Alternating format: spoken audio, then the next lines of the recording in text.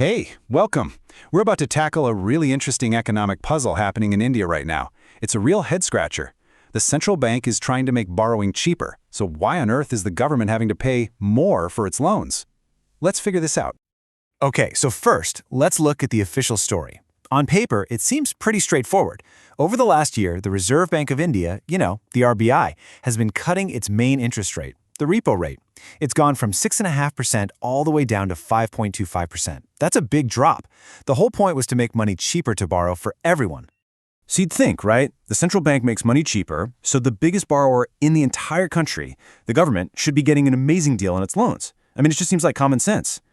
But, and this is where things get weird, the reality is the complete opposite. Just look at this. A year ago, a state like Andhra Pradesh was borrowing at about 7.15%. Today, it's up to 7.66%. Same story for Gujarat. Their borrowing costs have gone up too.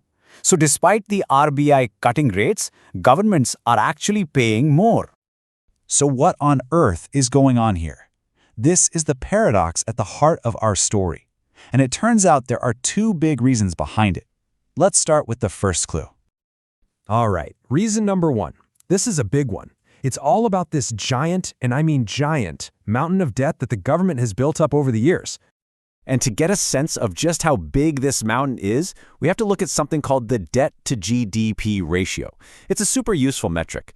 Basically, it compares how much the country owes to how much it produces in a year. The higher that ratio, the heavier the debt load feels. And here you can see what's been happening. Before the pandemic, the central government's debt was less than half of our GDP. It shot way up during COVID, and yeah, it's come down a little bit since then, but look, it is still way higher than it was before. That extra debt just doesn't vanish into thin air. And hey, this isn't just about the central government. The states are in the same boat. When you add up all their debt, it's also sitting at a really high level, near 30% of GDP.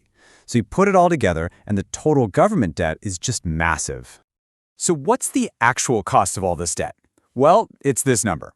A mind-boggling 12.74 lakh crore rupees.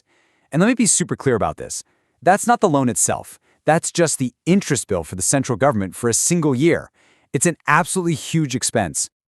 Think about this for a second.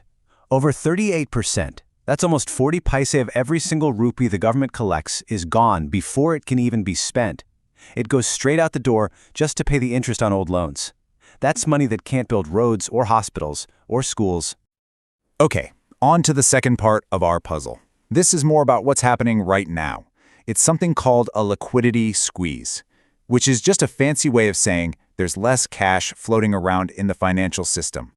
See, for several years, India was basically swimming in foreign cash. Billions and billions of dollars were pouring in every year. The RBI had to buy up those dollars to keep the rupee stable, and when it did that, it injected a ton of Indian rupees into the economy. There was just cash everywhere. It was easy money. Well, that party is officially over. That flood of foreign money has slowed to a trickle. And recently, investors have actually started pulling money out of India. So a system that was flush with cash is suddenly starting to feel pretty dry. And this is the key. The RBI's job has done a complete 180. Before, it was putting cash in. Now, to stop the rupee from falling too fast, it's selling US dollars. And every time it sells a dollar, it literally sucks rupees out of the system. The tap that was once wide open isn't just turned off, the drain's been pulled. So, let's put it all together. You take this mountain of government debt, and you combine it with all this cash suddenly disappearing from the system, and what you get is a perfect storm. This leads to a classic economic problem called crowding out, and it's exactly what it sounds like. The government's need for cash is so huge that it basically elbows everyone else, private companies, regular people, out of the way to get to the front of the line. It really just boils down to basic supply and demand, right? On one side, you have this massive, unending demand for money from the government. On the other side, you have the supply of money shrinking because the RBI is draining it.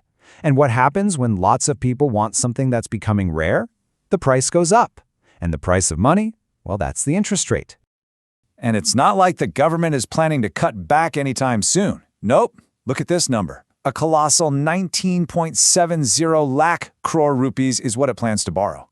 The market sees that number in a world where cash is tight and just thinks, whoa, where is all that money going to come from? That alone pushes interest rates higher. So that brings us to the really important question, what does all this actually mean for the Indian economy as we go forward? Well, first, we have to remember India doesn't exist in a vacuum. The days of super cheap, easy money all around the world are over. Interest rates are rising everywhere, from the US to Japan. So there's no easy fix coming from outside. The cheap global money just isn't there anymore. And here's the real kicker, something the Indian Express article this is all based on points out. Right now, this situation is manageable, mostly because private companies aren't borrowing and investing a ton. But what happens when the economy really gets going and they do want to borrow again? And that leaves us with this final, really critical thought. We started with a puzzle, but we've ended up with a potential bottleneck for the whole economy. When private businesses are ready to grow and expand, they're going to have to fight the government for that shrinking pool of cash. So the big question is, will this credit squeeze choke off the recovery? It's a tough one. Thanks for joining me for this explainer.